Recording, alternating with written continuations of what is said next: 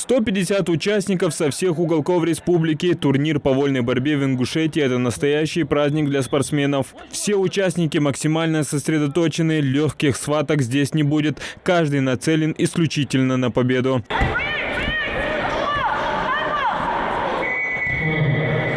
На одном из ковров идет ожесточенная борьба Заурбека Картоева и его оппонента в синем. Несколько переворотов, и судья присуждает победу борцу в красном. Такие яркие и быстрые победы помогают бойцу не только экономить силы, но и подойти к следующим поединкам с хорошим настроением. Ведь первая схватка самая важная.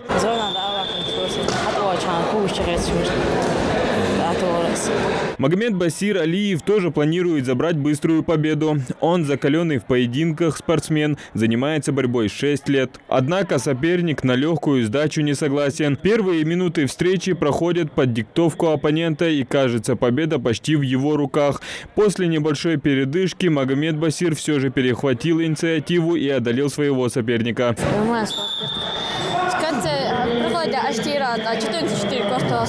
Поединки проходят по всем правилам профессиональной борьбы. Несколько опытных судей пристально следят за ходом схваток. Как признаются организаторы, молодые спортсмены должны с самого начала привыкать к профессиональному судейству, без поблажек и снисхождений. Пока что встречи проходят хорошо, а спорных моментов минимум. Сегодня здесь планируют отобрать самых перспективных борцов республики. У нас заявилось около 150 участников, 11 весовых категорий.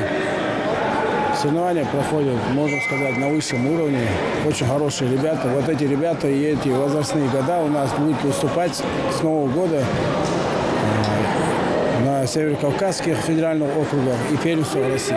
Победителей турниры наградят кубками и грамотами. А впереди борцов ждет новый сезон соревнований. Самое главное теперь восстановить силы и вновь окунуться с головой в тренировки, чтобы и дальше радовать своих болельщиков и тренеров отличными результатами. Адам Гулоев, Ахмед Горбаков, Новости 24.